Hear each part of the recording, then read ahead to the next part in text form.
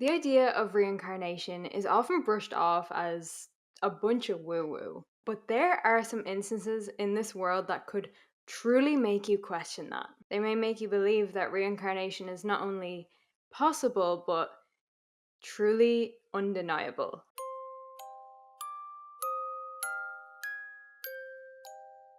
Hey guys, welcome back to my channel. If you're new here, please do subscribe, and if you're old here, hello again. My name's Kate Philpott and I cover true crime cases on my channel, but obviously today we're mixing it up a little bit. We're going to be getting into something a little different, more of a mind expanding phenomenon, which I will totally put my hands up and say I used to be an absolute skeptic about. Used to.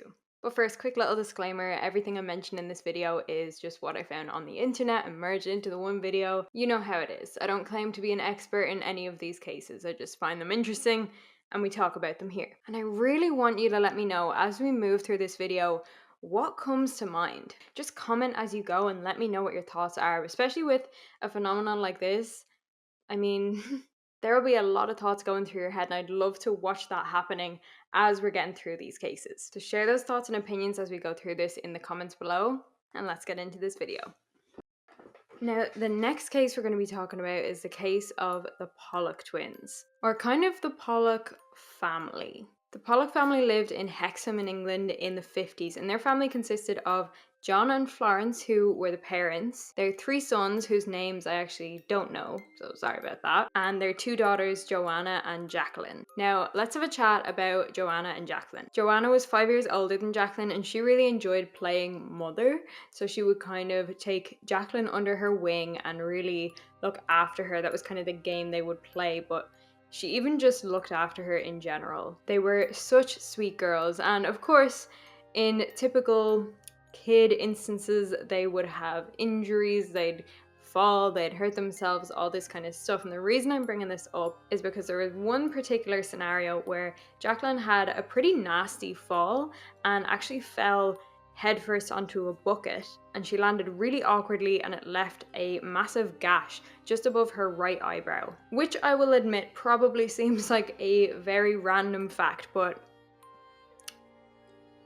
just hold that thought. Hold that thought till later. On the 7th of May 1957 though, something awful happened. The Pollock family were getting themselves ready to go to church, and Joanna and Jacqueline were actually ready before everybody else, so they were waiting for them. And while they were waiting, one of their friends called Anthony called at the door, and Anthony was around halfway between the ages of Joanna and Jacqueline, and he asked the girls if they wanted to walk with him to church. So the girls asked their parents, and even though the family normally walked together, it wasn't that long a walk, so John and Florence kind of thought, okay, just this once, but hold hands, be careful, all that stuff. It was a really short walk, there shouldn't have been any danger, but that would turn out to be a tragic decision. Not too long after the kids left, neighbors heard tires screeching and a loud crash.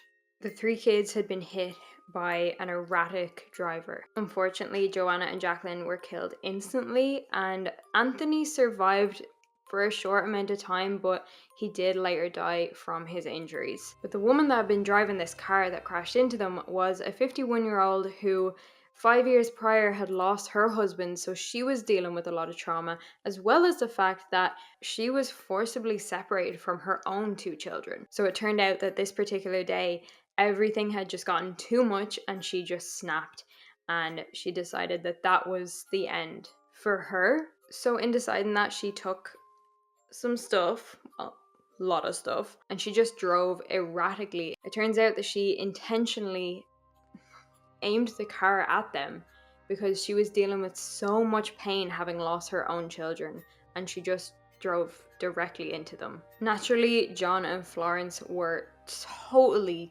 devastated, heartbroken. But little did they know that this wouldn't actually be the last time that they would ever see their daughters. Although this was a very difficult time for them, John did find a lot of solace in prayer, and he found a lot of comfort in going up to one particular room where he claimed that he still felt the spirits of their daughters. He also found comfort in believing that he would somehow see his daughters again. Florence, on the other hand, had a totally different approach. She just wanted to move on with her life. And whenever John hinted at this idea that maybe the girls would come back or return to them in some way, she had no time for that. She was totally closed off to that idea. She was like, dude, come on. Which is a very normal response, let's be honest. She had a lot of skepticism about it, and it just didn't align with her religious beliefs either, so it was just a big no-no from her. And with the difference of opinion between John believing in some kind of potential reincarnation to come, and Florence believing that's a load of let's move on, you can imagine that there was a lot of tension and conflict that arose in their marriage. And it actually got so bad to the point that they almost got divorced. Luckily though, they did manage to work through it, and it wasn't even that long until Florence became pregnant again. And in October of 1958, she gave birth to 2 twin girls. They named the girls Gillian and Jennifer, and actually, it was very strange that she even had twins at all. There was no history of twins on either side of the family, and also, the entire pregnancy, the doctor was fully convinced that it was a single birth, did not mention once that there could potentially be twins. It was so strange, and it was such a shock to them, but John kind of sort of preempted this. The whole time during her pregnancy, John just had this feeling that there would be 2 girls that would come to them. And when Florence ended up giving birth to these 2 twin baby girls, he thought, that's them.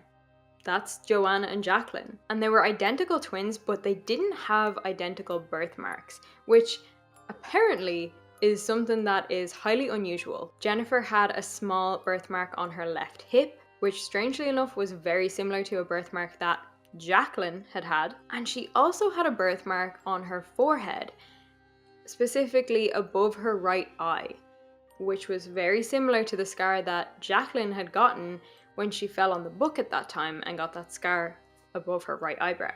Let me know as you're going through this, do you think that's a coincidence or not? Here's what we'll do. If you think that's a coincidence, leave a emoji, okay? And if you think it's not a coincidence, let's leave a emoji. You know, the one with this like monocle or spectacle kind of thing?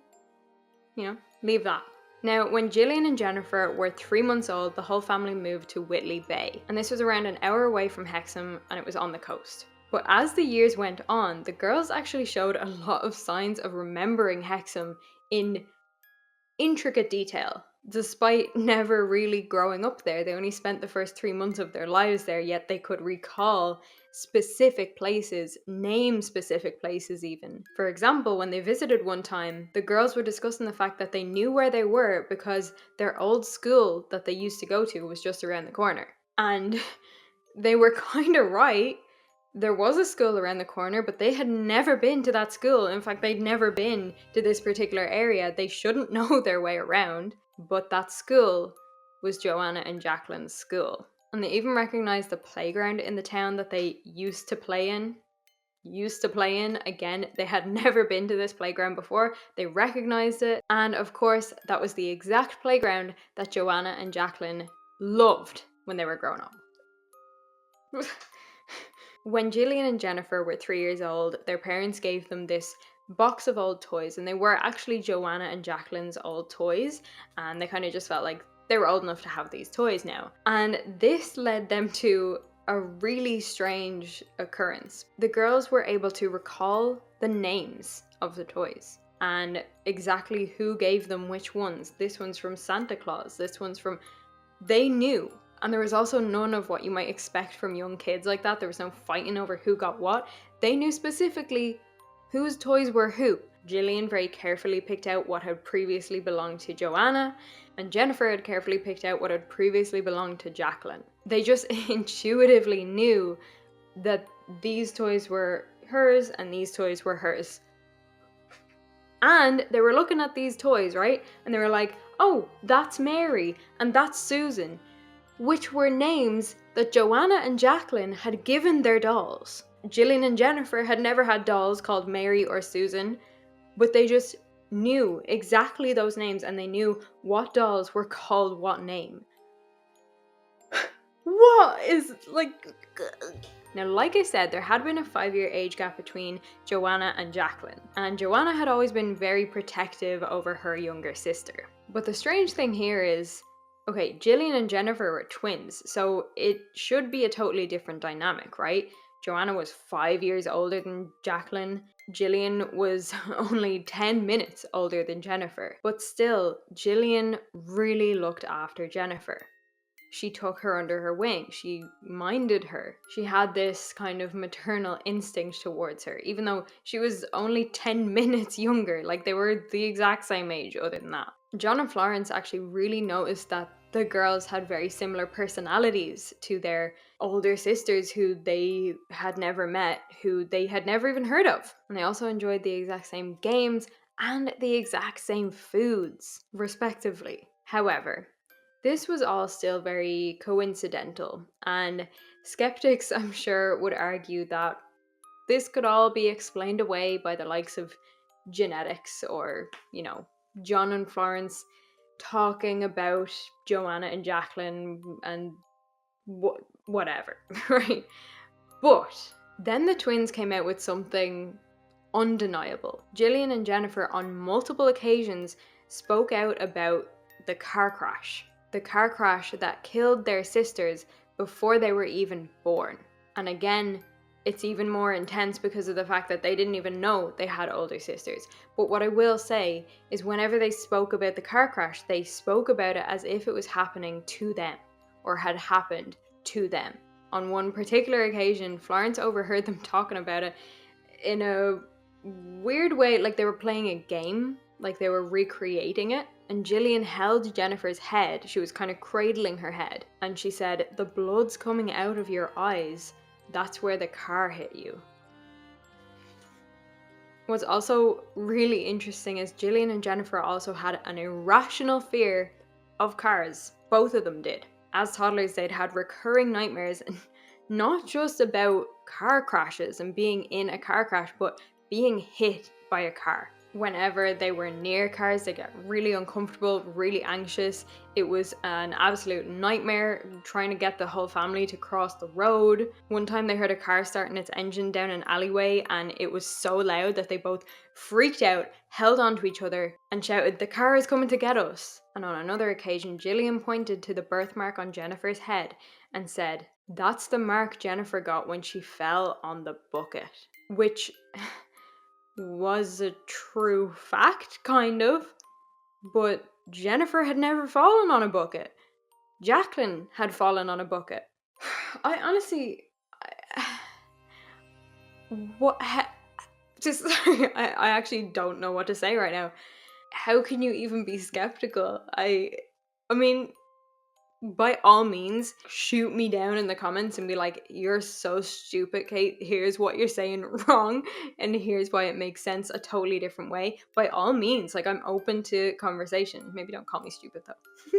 I really do want to know what you think, though. Not so surprisingly, though, when the girls hit the age of about 5 years old, their past life memories started to fade away. Do you really think that there's enough in that to be proof of reincarnation? Or do you think that it's just some crazy coincidence that it can all be explained away by something else? Again, let me know, and let's get into our next case. Okay, now, Sandy, look. Sandy's here to help me tell you about this last one, because this is the one that convinced me 100% that reincarnation is real. I can't deny it after this one. Can you? So this is the case of James Leininger. He was born on the 10th of April 1998 to Bruce and Andrea Leininger, and this is in the San Francisco Bay Area. So James was obsessed with warplanes from a very young age. I mean, young. And it is quite important to note that his parents had absolutely no military or aviation background.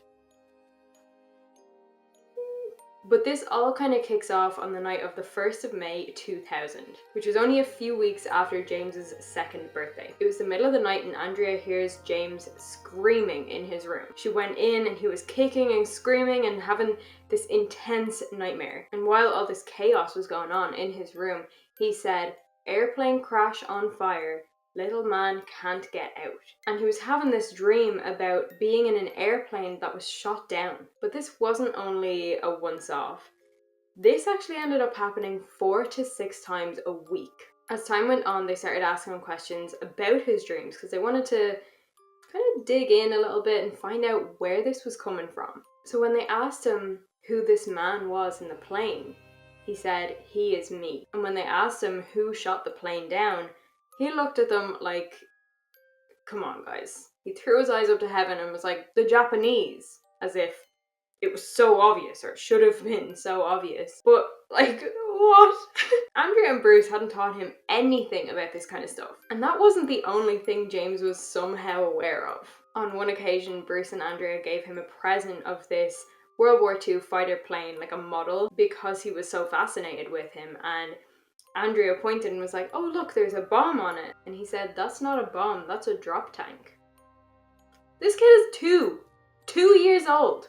I personally, and I'm sure most people out there, would not be able to correct somebody on the kind of equipment that's attached to a World War II fighter plane. So this is really bizarre, particularly because like they had no background in this kind of stuff. They knew what TV shows he watched and they read him books. Like he wasn't even reading himself. So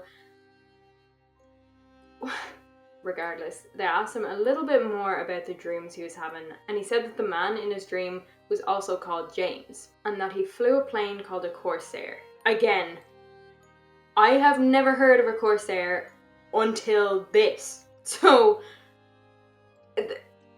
how is this 2-year-old gonna know what that is? Know that it's a plane, or know that it...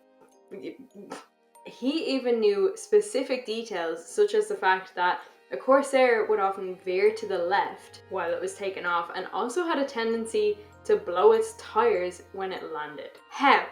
How could he possibly know any of this? James used to do these drawings too, where he'd draw like a war scene and these propeller planes and the planes being shot down. And he explained that he did this because his plane was also shot down. And a really strange thing about this was he actually signed the drawings James 3. And according to him, it was because he was the third James. He also said that his plane took off from a boat called the Natoma. And after Bruce and Andrea looked into this, it was a real boat. And not only was it a real boat, but planes took off from this boat during World War II. There were also slightly unusual things that he would do, like when he was in the car, he'd put on headphones and a face mask as if he was a pilot, like about to take off. He created a cockpit in one of their closets in the house. And also when he was playing with his toys, he would always crash them straight into the coffee table, as in like directly into the propeller. Also, even just to put this into perspective of just how young this kid was, this kid was not even potty trained. Like, he knew things that most adults don't know about World War II fighter planes, and he wasn't even potty trained. Oh, it's just the wildest thing to think about. Like, other than reincarnation, how could he possibly know? Bruce would also travel for work quite a bit, and James and Andrea would, see him off at the airport. But James had gotten into this habit of saying airplane crash on fire, and he would say it to his dad as he was waving him off at the airport. Now, I'm gonna be honest, if I heard a kid say that in an airport, I would want to leave.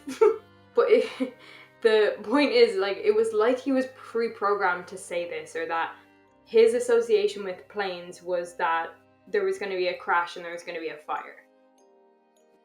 Oh. You okay? Comfy?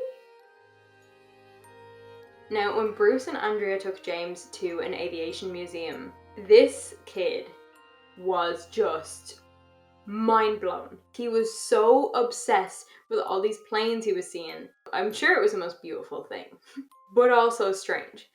When they actually got to the World War II exhibit and they got to see this Corsair plane, little toddler James conducted a flight check as if he was the pilot about to take off in this plane. James pointed at an illustration in the book, and this was an illustration of an aerial view of an island called Iwo Jima, and James said, "That's where my plane was shot down." So Bruce was like, "What?" And James said, "My airplane got shot down there, Daddy." Again, this is all very strange, yes, but if you're skeptical, you still might think it's a load of crap. Now, I'm about to say some stuff. And pretty much the rest of this case, I would like to see you try to debunk it. Like, because this is...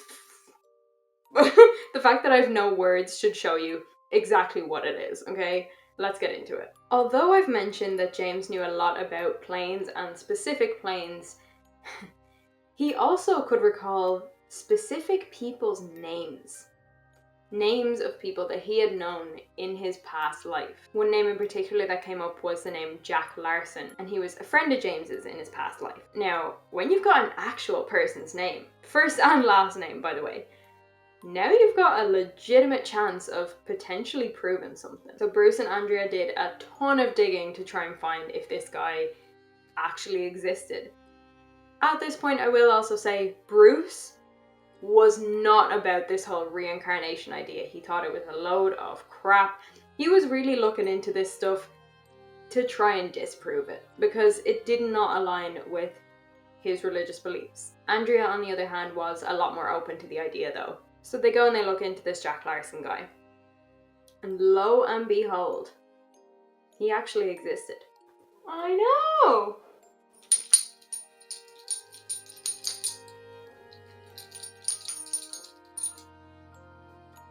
Oh, Sandy. What are you doing? Oh,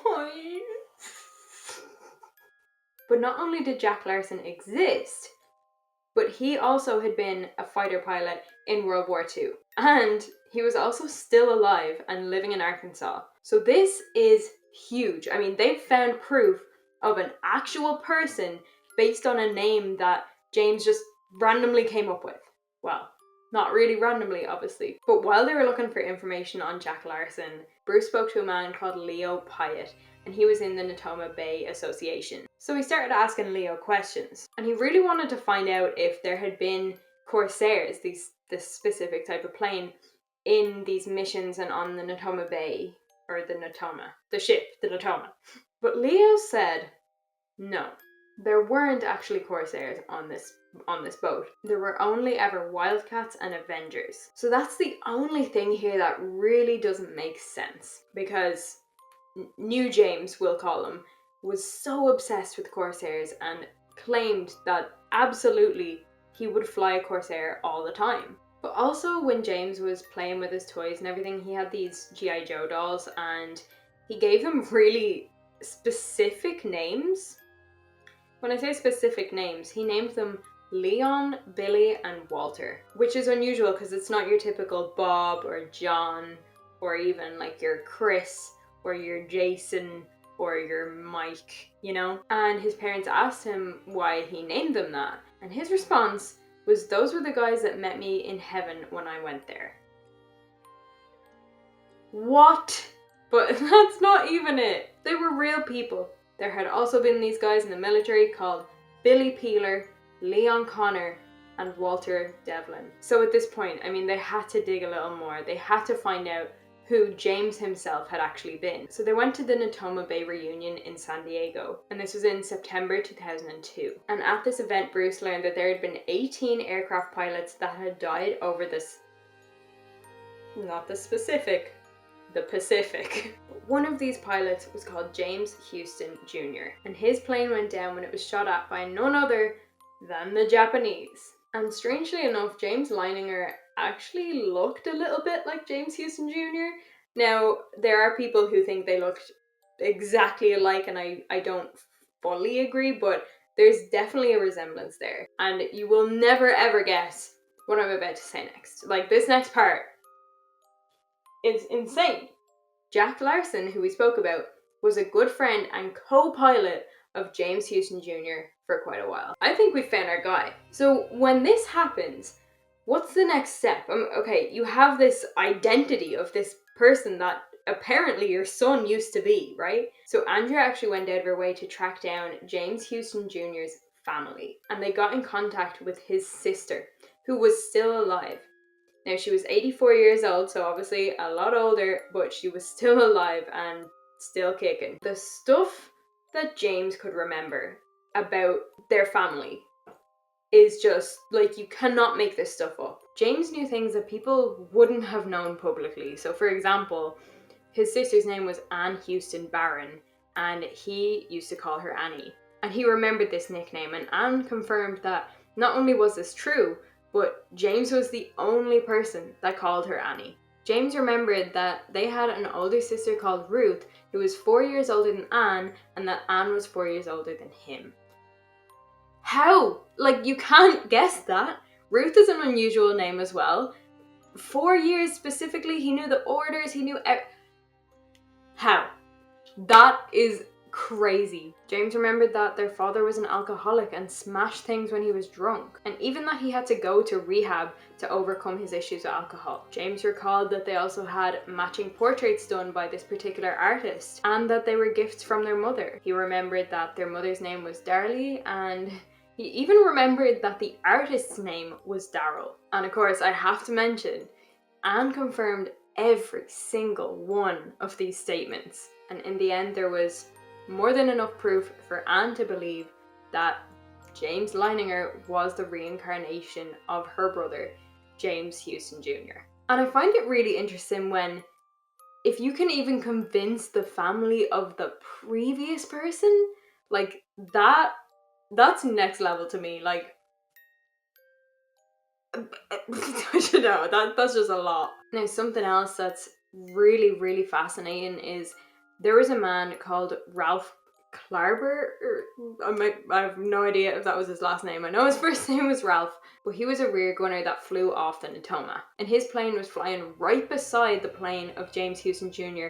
when it got shot down. He remembered the planes being shot at very intensely. He just about got out alive himself. And he saw James's plane being hit head on, right where the propeller was. Which is fascinating in itself, because James Leininger always talked about how the plane was hit head on, right where the propeller was. And he would play with these toy planes and crash them head on into the coffee table and everything. I mean, the details.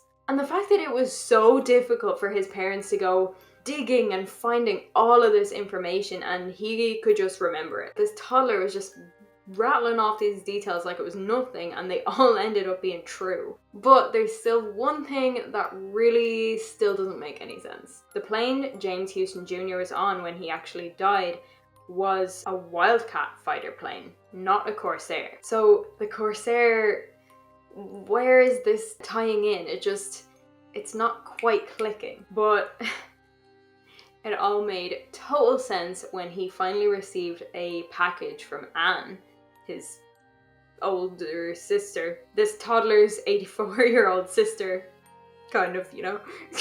Reincarnation's so cool. Anyway, but in this package, there were a bunch of photos of James Huston Jr. One of them was a photo of James standing in front of a Corsair plane. And it turned out that that's what James Huston Jr. flew in most, even though they weren't part of the Natoma. So is that not the most, like, oh my god. And after that particular detail, Bruce was fully convinced. He couldn't deny it anymore. There was too much proof, and I'm sure there was even more in the day-to-day that we don't even know about. But because he was finally convinced, he actually put together a memorial for the World War II veterans. And James saw this man there that he recognized, and he went up to him and he said, "You're Bob Greenwald." And that was the man's actual name. And when Bruce asked James, like, how did you know that was his name? James said, "I recognize his voice." But as the day went on at the memorial, James actually seemed pretty sad. Yes, it was kind of cool. He was recognizing people and recognizing voices even. But he was pretty sad. And Andrea asked him why, like what was wrong. And this honestly breaks my heart. But James said that he was really sad because everyone had gotten so old. Because obviously James Huston Jr. died at the age of 21, and he would have known all these guys in their 20s, maybe 30s. And now they're all in their 80s, maybe even 90s. That must have been so upsetting in a way that, like, none of us can ever understand. But there obviously were amazing things that came out of this as well. James actually met Jack Larson. So, new child James met Jack Larson, who was old James's co-pilot and friend, which is just wild. But to close the chapter, the family put together a memorial for James Huston Jr. And they actually went out on a boat to the exact place that James's plane went down, and new James, little James, threw flowers into the water, and he was so emotional. That was the place that not just James Huston Jr. went down, that was the place that he died. That's the place that his past life ended. Again, I'm sure that was an emotional experience that most of us will never ever understand. But it was after that his nightmares started to fade away, his memories started to fade away, and that kind of really did put a nice lid on it. I feel like if you were to experience this as a child, it must have such an expansive impact on your mindset and your, like, how you see spirituality. And I mean, you can't have a closed mind after experiencing that firsthand. But he is now in his early 20s. I believe he's around 22, 23 years old, and he doesn't have those memories anymore. It's just how this life of his began. I think it's interesting as well, like, if both of his parents were fully believing in reincarnation, because Andrea had an open mind, but she wasn't full on, and Bruce was like, hell no. But if they both had, it might have even been explained by it being a self-fulfilling prophecy, but clearly not. Clearly not. But this whole thing raises the question of what happens when we die. I'll be totally honest, before I heard about cases like this, my belief was that you die and it's nothing. Like, remember before you were born? Yeah, that's what it feels like just nothingness. That's genuinely how I thought. Now, after hearing about things like this, I'm a believer. But what is it? Like, is reincarnation a glitch in the Matrix? Is it just like your energy or your spirit or whatever you want to call it, your soul, finding a new portal? Is there any rhyme or reason to the body that it chooses to go in? Or is it just like what's available at the time? Or like, what? How does your soul choose how long to not be in a body for? Because like, there were 60 years or something between James Huston Jr. dying and James Leininger being born. So like, how does it work? I don't know. Or is it like a parallel universe thing? Like, are you supposed to die and then your soul goes to another body in a parallel universe so that there is no crossover like this? And is, the past life stories that we hear, are they the glitches? We're not meant to hear about it, but it accidentally happened in the same universe. So, oh my god, I don't know. There's so many questions. So many questions. I genuinely want to know your thoughts so bad, because this is possibly my favorite mental phenomenon to talk about and think about. And I would really like to know, if you were skeptical at the start of this video, what are your thoughts now? Do you believe as well? Are you leaning on being convinced, or are you still, by all means, if you have ways to explain these things away, drop them in the comments. I'm fascinated to know, so please do. Oh, another thing, 2 of the cases I covered in this video were reincarnation, like back into the same family. So, I mean, I feel like that makes more sense, because you could say it's to do with genetics. In the case of the Pollock twins, maybe it was something pregnancy-wise, the psychology of the mother being passed through to the babies, or who knows. But with the case of James Leininger, that doesn't really explain that at all. It doesn't make any sense. Like, they had no connection other than, being the same person. Long story short, I find this so fascinating. I want to know what you think as well, so let me know in the comments below. Alright, thank you so much for watching this video. If you enjoyed it, please let me know down below. Obviously, we dabbled in a little different kind of setup today, and I really wanted to try something different because I did kind of get into the habit there of just doing the same thing over and over, and I want this channel to keep getting better and better for you guys, so that was so cheesy, but it is the truth. I just want this channel to keep getting better and better. I have put so much work into it so far, and I don't want to stagnate, you know? I don't want to get into the habit of doing the same thing all the time. I want to mix it up every now and again. Or even if you have any other suggestions for like how to make a true crime or, you know, expansive mind phenomenon video different or interesting, let me know down below. As always, I'm going to shout out the patrons of the channel. I love you so much. And if you'd like to support the channel and help me make this channel better for you, then that would be amazing. The Patreon link is down below, or it's just patreon.com/KatePhilPop. Can't remember if I mentioned this on the last video, but I have added another tier to the Patreon, so it's basically made it even more accessible, more affordable for you. So if you want to support and you don't want to give me loads of money, that's fine too. And in terms of the goal that we've set to achieve a certain amount of patrons, and then I'll hire an editor or a researcher or someone to help me. It doesn't matter which tier you're in, like either way, if you go with the lower one or the higher one, it will still count towards that goal. So you'll be helping me massively either way. But that's about it. Don't forget to follow me on TikTok, Instagram, and Twitter. They're all KatePhilPop_YT. But again, thank you so much for watching. And I'll see you in the next one. Bye guys.